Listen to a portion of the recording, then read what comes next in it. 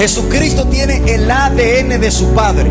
¿Por qué usted cree que Jesucristo, cuando murió en la cruz de Calvario, derramó su sangre? Y por su sangre que tenemos perdón de pecado. Cuando venimos a Cristo, la sangre de Cristo nos cubre y ya tenemos el ADN del Padre. Por eso es que solamente por medio de la sangre de Cristo se nos da el derecho de ser llamados hijos de Dios, porque ya tenemos el ADN del Padre, porque Jesucristo la tiene, derramó su sangre y nos cubre con ella. Por eso es, hermano, que solamente por medio de Jesucristo tenemos el derecho de ser llamados hijos de Dios.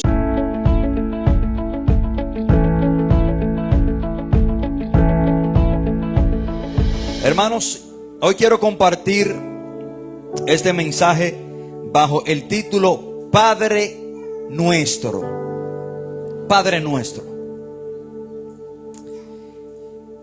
Jesús enseñó a sus discípulos, perdón, y a todos nosotros cómo comenzar la oración modelo. Con esta gran declaración, Padre Nuestro. Y muchos de nosotros usamos esa frase, Padre Nuestro, y llamamos a Dios nuestro Padre. Lo reconocemos como Padre. Y muchas veces nosotros, hermanos, iniciamos nuestra oración de esta misma manera, diciendo Padre Nuestro, pero en realidad sabemos nosotros lo que estamos declarando cuando llamamos a Dios nuestro Padre.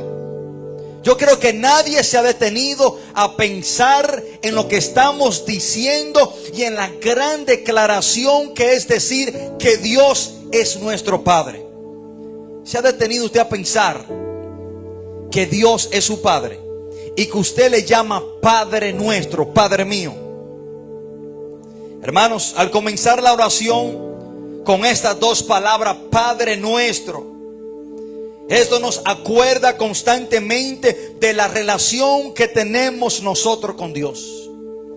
Y por esta razón Jesús nos llama a iniciar nuestras oraciones diciendo Padre Nuestro, para que tú nunca te olvides que el Dios Todopoderoso, que el Creador del cielo y de la tierra, que el Dios que gobierna es tu Padre. O sea, por eso Dios nos dice, cuando ustedes comiencen a orar, siempre oren así, Padre Nuestro. Hermano, Dios quiere que usted siempre tenga pendiente cuál es su relación con Dios. Usted es su hijo y Él es su Padre. Jesús, hermano, quiere que usted nunca olvide que Dios es su Padre. Hay momentos, hermano, hay situaciones que muchas veces son tan difíciles y olvidamos que nuestro Padre es Dios. Hay momentos tan oscuros en nuestra vida. Hay situaciones tan difíciles en nuestra vida que muchas veces eso nos lleva a olvidar de que Dios es nuestro Padre. Y si Él es nuestro Padre, Él está pendiente de todo lo que está sucediendo en nuestra vida.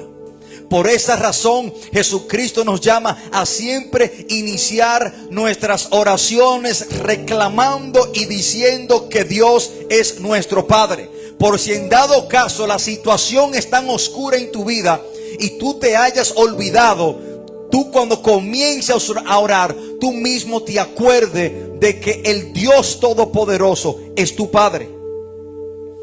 Hermano, yo creo que la declaración más poderosa que una persona puede decir en toda su vida es que Dios es su Padre. La declaración más poderosa que una persona puede declarar es a Dios como su Padre. Hermano, ¿usted sabe lo que implica esto, que Dios es nuestro Padre? ¿Se ha detenido usted a pensar que Dios es su Padre?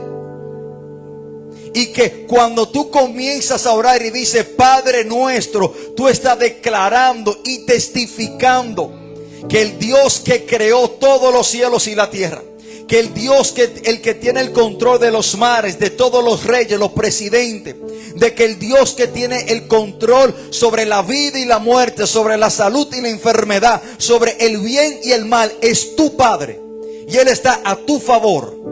¿Se ha detenido usted a pensar en eso? Hermano, la declaración más poderosa que un hombre y una mujer puede declarar es esta: que Dios es su Padre. Hay personas que creen que la declaración más grande que ellos puedan, hermano, expresar es que ellos pertenecen a cierto partido político y que ellos conocen a Luis Abinader y que ellos pertenecen a cierta institución y se jactan y se sienten poderosos porque pertenecen, hermano, y están aliados a hombres miserables y débiles como ellos.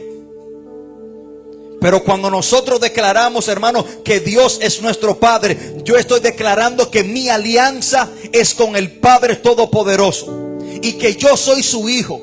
Y como un padre vela, cela y defiende a su hijo, así Dios lo hace por cada uno de nosotros. Hermano, nosotros estamos llamados, o nosotros llamamos a Dios Padre nuestro muchas veces, y lo decimos constantemente, pero creo que nunca nos hemos detenido a meditar en qué en realidad significa el que Dios es nuestro Padre, o el poder que hay detrás de esta declaración. Yo no sé si ustedes cuando eran niños, alguien le hacía un daño, se burlaba de usted, o alguien le hacía algo malo, usted iba a su casa y le decía a esa persona: no te preocupes que yo vengo con papi, tú verás, yo se lo voy a decir a papi. Y deja que papi venga, que se lo voy a decir. Porque, hermano, nuestra confianza y nuestra defensa dependía y depende de nuestro Padre. Hermano, cuando decimos Padre nuestro, estamos declarando que el Dios creador del cielo y de la tierra es nuestro Padre. Que el Dios que gobierna el universo es mi Padre. El Dios que tiene control de todas las cosas, de todos los reinos, que tiene dominio sobre todos los presidentes y sobre todos los poderosos de la tierra, es mi Padre. Que Él tiene el control de los planetas y las estrellas, que ese es mi Padre. Que el Dios, hermano, que controla los espacios, los aires, los vientos, los mares, la naturaleza, es mi Padre. Que el Dios que gobierna sobre todo principado, sobre todo demonio, aquel que tiene control sobre Satanás en absoluto, es mi Padre. Que el que tiene control sobre la muerte, sobre las enfermedades, que el que tiene la última palabra, el que dice y las cosas tienen que llevarse a cabo, es mi Padre. Pero muchas veces, hermanos, nos olvidamos y pasamos por alto esa gran declaración. Hermanos, cuando decimos Padre nuestro, estamos diciendo que somos parte de la familia de Dios. Y no cualquier familia, no un primo, no un sobrino, no, usted es hijo de Dios. Y cuando tú dices Padre nuestro, tú estás declarando que tú eres hijo y que Él es tu Padre. Hermano, usted sabe lo que es ser parte de la familia de Dios. Hay personas que yo veo que se jactan con el pecho abierto en decir que ellos son parte de cierta pandilla, o de cierta organización, o de cierto grupo, o de cierta familia. Gran cosa. Yo soy parte de la familia de Dios. Yo soy hijo de Dios. Hermano, no hay mafia más grande y más poderosa que la familia de Dios. ¿Quién se mete con la familia de Dios? ¿Quién se mete con un hijo de Dios? Hermano, cuando decimos que Dios es nuestro Padre, estamos diciendo que somos parte de la familia de Dios. Que usted y yo somos hijos y hijas de Dios. Y uno de los propósitos por los cuales Jesús vino al mundo fue para modelar una relación de padre a hijo. ¿Usted sabía eso? Jesucristo, el Hijo perfecto de Dios, una de las razones por las cuales Él vino al mundo no fue tan solamente para morir por nosotros, sino para modelar una relación entre hijo y padre. Y cómo nosotros debemos de tener una relación estrecha, íntima con el Padre, así como Él la tuvo con el Padre. Por eso fue que Jesús vino al mundo. Y por eso Jesús, hermano, llamó a Dios su Padre 70 veces en el Nuevo Testamento. Pero en el Antiguo Testamento solamente vemos que a Dios se le refiere como Padre 7 veces. Y no como Padre paternal, sino Padre de las naciones. ¿Y por qué en el Nuevo Testamento Jesucristo se refiere a Dios como su Padre más de 70 veces? Para modelarnos a nosotros cómo nosotros debemos de tener una relación con Dios como hijo, y Él es nuestro Padre. Pero también, hermano, Jesucristo en el Nuevo Testamento llama a Dios el Padre su Padre más de 70 veces, porque Él fue el que vino a darnos el privilegio, y por medio de Jesús es que podemos ser llamados hijos de Dios. Y yo quiero hacer, hermano, un aclarante muy importante en esta hermosa mañana.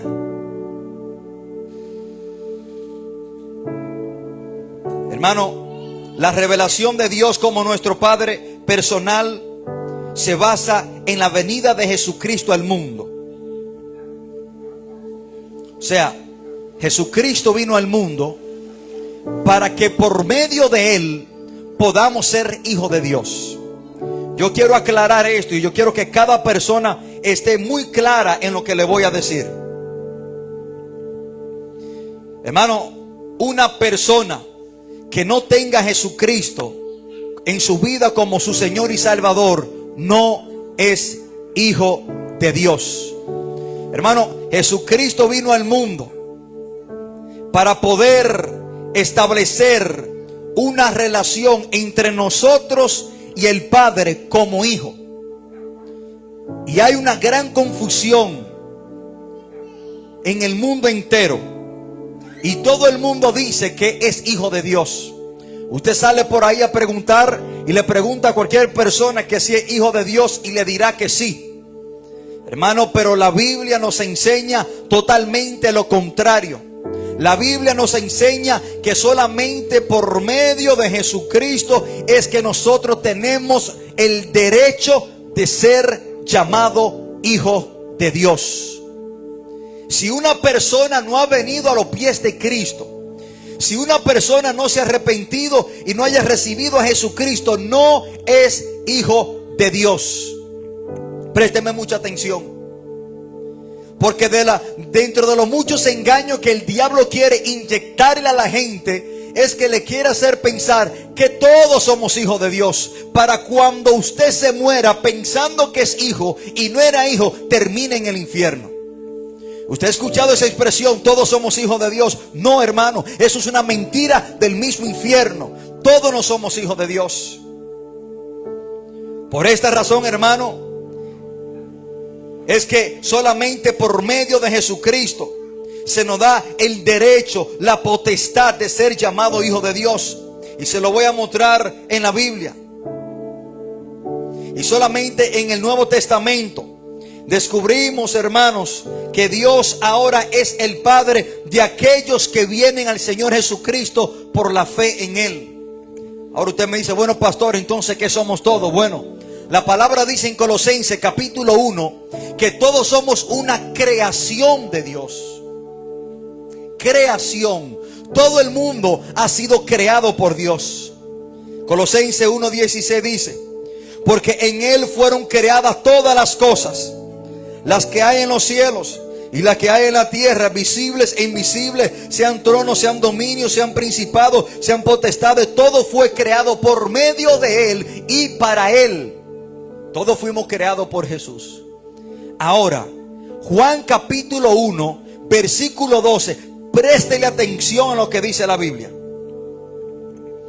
Mas a todos los que le recibieron a Jesús, a los que creen en el nombre de Jesús, les dio derecho de ser hechos hijos de Dios. Hermano y amigo que me escucha, un ser humano tiene derecho a ser llamado hijo de Dios cuando cree en Jesucristo como su único y suficiente Salvador. Afuera de eso, usted es una creación de Dios. El derecho, déjeme explicarle eso. Sabemos que para ser hijo de un padre, usted necesita tener la DNA del padre. ¿Estamos seguros de eso? O sea, de la única manera que usted determina que Michael es Miguel, es hijo de Miguel, es por la DNA. Perdón, ADN. Es que en inglés es DNA y yo lo traducí directamente. ¿Cómo es ADN? En inglés es DNA. Lo traducí directamente. Sí, pero no es así. ADN. De la única manera, por eso es que lo ustedes como confundidos. ¿Por qué es lo que el pastor está diciendo? O sea, de la única manera que usted determina que es su hijo por el ADN. Amén.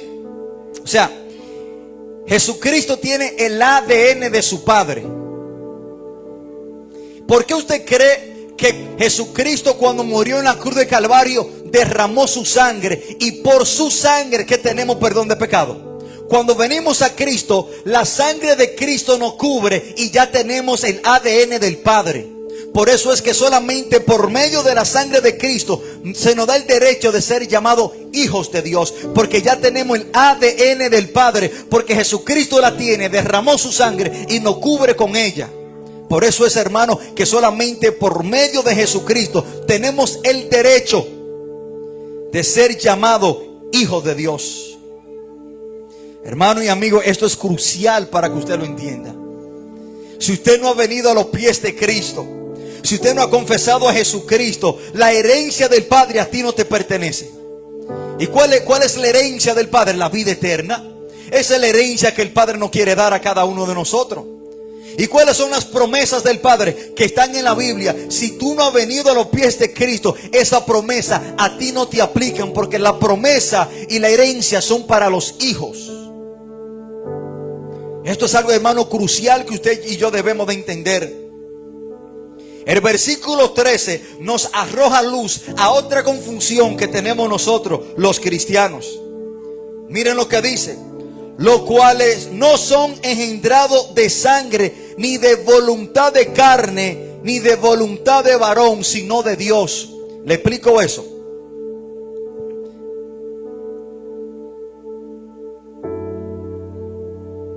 Génesis no se va a salvar porque Margarita sea cristiana.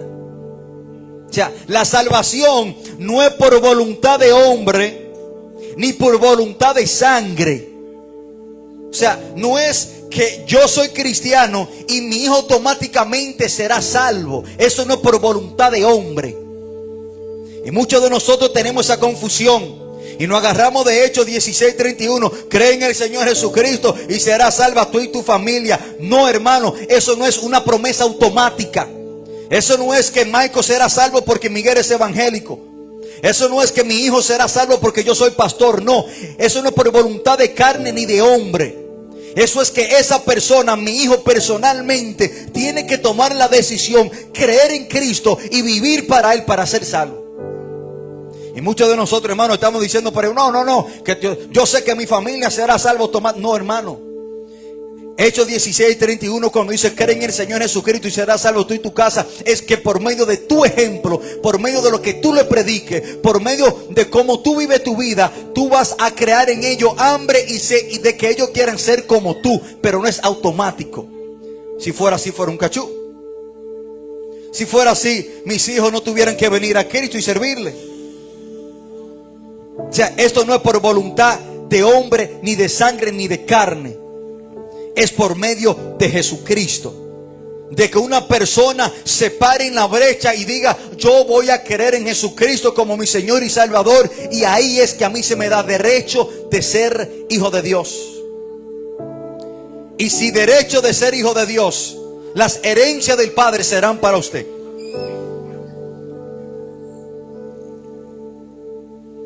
Hermano, Jesucristo vino aquí a la tierra a modelarnos cómo debe ser una relación entre padre y hijo. Así como Jesús fue obediente al Padre a la perfección, así también nosotros debemos de obedecer al Padre. Así como Jesús hacía la voluntad del Padre por encima de su propia voluntad, si nosotros somos hijos de Dios, debemos de hacer la voluntad del Padre por encima de nuestra propia voluntad. Debemos hacer, hermano, así como Jesús hizo. Jesús mantuvo una constante comunicación con el Padre en oración. Dese cuenta, hermano, que Jesucristo se iba sola y se la pasaba la noche entera orando. Eso es para darnos un ejemplo a usted y a mí, como usted y yo debemos de mantener una comunicación constante con el Padre. Porque una pregunta: Jesucristo, siendo Dios, ¿necesitaba Él orar? Jesucristo, siendo Dios, ¿necesitaba Él mantener esa oración con el Padre? No. ¿Pero por qué Él lo hizo? Para darnos un ejemplo de cómo nosotros como hijos y Dios como Padre debemos de mantener esa relación estrecha e íntima con el Padre.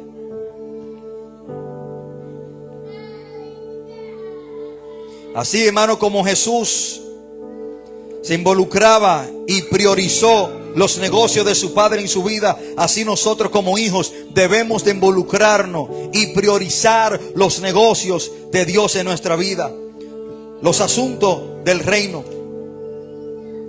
Ahora, cuando hablamos de padre, ¿cuáles son los deberes de un padre? ¿Cuáles son los deberes de un padre? Y quiero destacar una gran diferencia entre un padre terrenal y nuestro Padre celestial. Un padre terrenal tiene ciertos deberes con su hijo hasta cierta edad, pero nuestro Padre celestial tiene deberes con nosotros para toda la vida. Hermanos, los deberes de un padre los vemos en el Padre Nuestro. ¿Por qué Dios es nuestro Padre? ¿Y cuáles son los deberes de Dios como Padre hacia nosotros como hijos? ¿Se ha detenido usted a pensar por qué razón la Biblia dice que si nosotros no nos volvemos niños, no entraremos al reino de Dios? Esto lo dice Mateo 18:13. Miren lo que dice la palabra. Y dijo: de cierto os digo, que si no os volvéis y os hacéis como niños, no entraréis en el reino de los cielos. ¿Por qué la palabra nos dice que si tú y yo no nos hacemos como niños, no nos vamos para el cielo? ¿Por qué? Porque un niño depende totalmente y únicamente de su padre. Un niño siempre quiere estar al lado de su padre. Un niño siempre busca la dirección de su padre. Un niño siempre quiere honrar y agradar a su padre, que papi se sienta feliz. Por esta razón es que tú y yo debemos de tener la actitud de un niño ante Dios como sus hijos. Y en el Padre Nuestro vemos los deberes de Dios como Padre hacia nosotros como hijos. Primer deber, Jesucristo lo dice en el Padre Nuestro: el pan nuestro de cada día, dándonos hoy. Un padre suple las necesidades de su hijo. Y Jesucristo aquí lo dice: Padre nuestro, súplenos las necesidades cada día. Ese es el deber de un padre. Tus necesidades, el que las suple es Dios. Tus necesidades, el que tiene el control de ellas es Dios. Dios sabe lo que tú necesitas. Dios, hermano, no está ausente de lo que tú y yo necesitamos. Los padres que están aquí, que tienen niños menores de edad, yo sé que cada uno de ustedes saben exactamente lo que sus niños necesitan. Yo sé que Jonathan sabe lo que su niño necesita para ir para la escuela. Yo sé que Alex sabe lo que sus hijos necesitan. Quizás qué consejo necesitan, quizás cuál área de su vida Alex tiene que trabajar con ellos. Alex sabe específicamente lo que sus niños necesitan. Saben si le falta comida, sabe si le faltan los útiles escolares. Él sabe exactamente las necesidades de sus hijos. Porque un deber del padre es suplir las necesidades de los hijos. Por esto Jesús dice: el pan nuestro de cada día, dándonos hoy. El que suple nuestra necesidad es Dios. El que tiene el control de todas las cosas que necesitamos es Dios.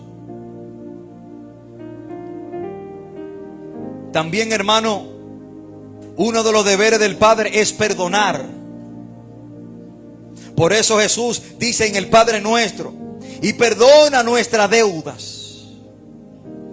Hermano, un padre genuino que ama siempre perdona a su hijo.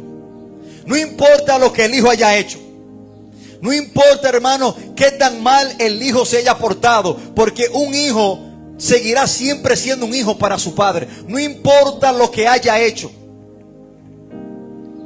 No importa si cae preso, no importa lo que hace, siempre seguirá siendo su hijo. Siempre. Y tenemos la historia del hijo pródigo. El hijo pródigo le pide la herencia a su padre, se va a vivir perdidamente, malgasta todos sus bienes, vive con prostitutas. Y dice la palabra que cayó, hermano, en una posigla cuidando cerdos. Y yo ayer predicaba en el evangelismo el mensaje bajo el título: de la posigla a los brazos de papá. El hijo pródigo, hermano, salió de la posigla de cuidar cerdos a los brazos de su padre. Su padre lo perdonó. Su padre lo recibió con un abrazo y con un beso, sin importar lo que su hijo haya hecho. Un deber de un padre es de perdonar. Hermano, y esto lo vemos explícitamente en la historia del hijo pródigo. Al padre no le importó que él estaba sucio de las materias fecales de los cerdos. A él no le importó que él estaba, hermano, cuidando cerdos. A él no le importó el mal olor que su hijo trajo a su casa. A él no le importó nada de eso. No le importó que quizá tenía meses y semanas sin bañarse. No le importó que se había acostado con prostitutas, sino que dice la palabra que cuando lo vio de lejos, el hijo ni llegó a la casa, él se fue corriendo, se echó sobre su cuello, lo abrazó y lo besó. A pesar del mal olor a pecado que él tenía, lo perdonó. Hermano, un buen padre sabe perdonar y sabe amar. El padre del hijo pródigo no lo esperó a la puerta, hermano, con una correa o con una vara de guayaba ripiá para darle 3 fuetazos o para reclamarle, como hacemos muchos de nosotros con nuestros hijos. Lo esperamos con una chancleta o con una correa en la mano. El padre, hermano, no le reclamó nada, sino que lo abrazó y lo besó. Hay muchas veces que nuestros hijos lo que necesitan es un beso y un abrazo y un perdón de parte de nosotros. Pero muchas veces somos, hermanos, muy arrogantes y nos encerramos que a mí no me criaron así, que yo no soy así, que yo no soy amoroso, que yo no soy de dar mucho beso y mucho abrazo y mucho cariño, que yo no soy de darle palabras de motivación a mis hijos. Usted tiene que seguir el ejemplo de nuestro padre, porque muchas veces, hermano, lo que nuestros hijos necesitan es un beso y un abrazo y un perdón. El deber de un padre es de perdonar.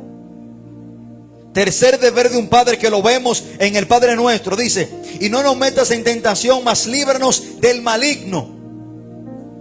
El deber de un padre es de proteger a sus hijos. Y yo no sé cuál padre hay aquí que vea a su hijo en peligro, que no daría su vida para salvarla de sus hijos. Yo no sé qué padre hay aquí, hermano, que quizá vea un perro que vaya a morder a su hijo y no agarre el perro y lo muerde a él. Yo me atrevo a morder un perro por mi hijo. O sea, el deber de un padre es de protegerlo. Yo veo un perro, hermano, que venga a morder a uno de mis hijos y ese perro tiene problemas conmigo. O lo muerdo yo a él o él me muerde a mí, pero algo vamos a hacer. Porque ese es el deber de un padre, proteger a sus hijos. Y Jesús lo dice en el Padre Nuestro: líbranos del maligno. O sea, el maligno es Satanás. Jesús está diciendo: líbranos, cuídanos, Señor. Tu protección depende de Dios. El que habita bajo el abrigo del Altísimo, dice la palabra. O sea, debemos de habitar bajo la protección de Dios. Él es el que nos protege. Por esa razón, hermano, los privilegiados, los beneficiados de tener a Dios como nuestro Padre, somos nosotros. Dice la palabra que Dios envía ángeles alrededor de nosotros para cuidarnos. ¿Usted sabe lo que es eso, hermano? Que Dios delegue ángeles para cuidarte a ti como su hijo. Dios cela a sus hijos. Dios cuida a sus hijos. Dios pelea en favor de sus hijos. Por eso es que la palabra dice que no te vengues tú mismo. Cuando alguien te hace algo, no te vengues tú mismo. Dale la venganza a Dios, porque Dios, como Padre celoso, se va a vengar de lo que a ti te hicieron. Dice la palabra, mas dale lugar a la venganza de Dios. Pero también hay un deber de cada padre, que no nos gusta mucho, que es el deber de disciplinar. Todo buen padre disciplina. Y si usted no disciplina, usted es un aguajero y no es un buen padre. Es un apoyador. Todo buen padre disciplina. Es el deber del padre de disciplinar. Hebreos 12:6 dice: porque el Señor al que ama disciplina y azota a todo aquel que recibe por hijo. Si tú no eres disciplinado por Dios, es porque Dios no te tiene por hijo. Porque yo, como padre, solamente tengo el derecho de disciplinar a mis hijos. Yo no puedo disciplinar el hijo de la vecina. No es mi hijo, no me corresponde. Entonces, hermano, cuando usted se encuentra siendo disciplinado por Dios, dele gracias a Dios, que porque Dios lo ama. Y si tú te encuentras siendo disciplinado por Dios, es porque Dios a ti te tiene como hijo. Porque ¿cuál es el motivo de la disciplina? Para que tú no vuelvas a cometer ese error y no te vaya mal y te pierda. Porque si yo veo a mi hijo robar y lo disciplino y lo castigo por eso, es para que él jamás en su vida vuelva a robar. Porque en el acto de robar lo pueden matar o puede caer preso. Y yo quiero evitarle eso. Cuando Dios te disciplina, es porque Él quiere evitarte de muchos sinsabores y hasta de la muerte y de perder tu alma en el infierno. Por eso Dios disciplina. Dice el 7: si soportáis la disciplina, Dios os trata como a hijos. Porque ¿qué hijo es aquel a quien el Padre no disciplina? Pero si os deja sin disciplina, de la cual todos han sido participantes, entonces sois bastardos y no hijos. Si Dios a ti no te disciplina, es porque no te tiene como hijo. Ahora, debemos de ser una gran diferencia entre disciplina y consecuencia de tus malas acciones. Porque muchas veces no son disciplina, muchas veces es consecuencia de lo que tú hiciste. ¿Y cómo tú sabes cuándo es Dios que te ha disciplinado?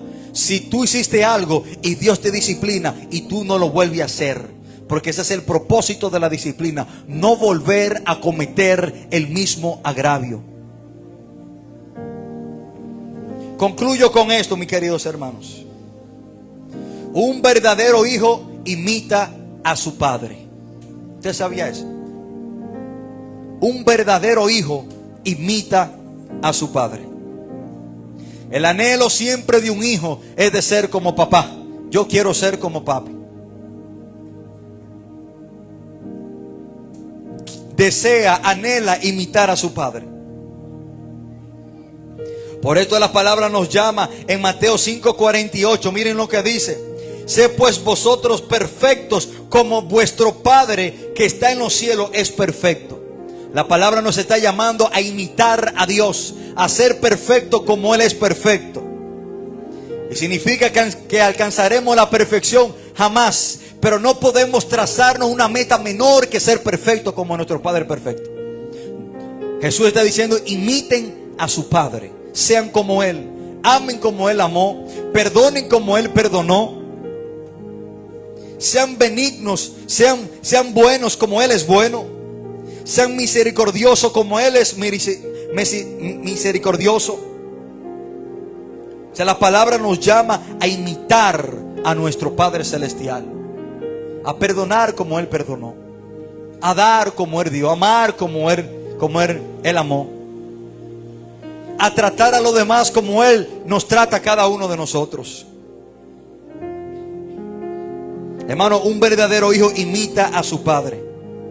Por esta razón Jesucristo le dijo a un grupo de judíos en Juan 8:44: vosotros sois de vuestro padre el diablo. Oigan esto, hermano, palabra fuerte. Jesucristo le dijo a un grupo de hombres: el padre de ustedes no es Dios, es el diablo. ¿Por qué? Porque ellos estaban imitando al diablo en el querer matar a Jesucristo. Ellos lo querían apedrear. O sea, una persona, hermano, que imite al diablo es hijo del diablo. Pero una persona que imite a Dios por medio de Jesucristo es hijo de Dios. Porque un hijo siempre quiere imitar a su padre y lo va a imitar. Hermano, de ahí es que hoy en día,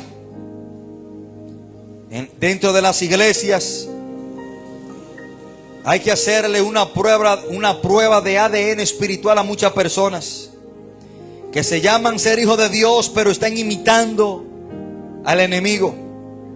No aman como él. Imitan al enemigo en la rabia, la soberbia, el orgullo, la falta de perdón, la falta de sometimiento. De ahí, hermano, que nosotros debemos de preguntarnos a quién estamos imitando. Porque al que tú imites es tu padre. Hermanos,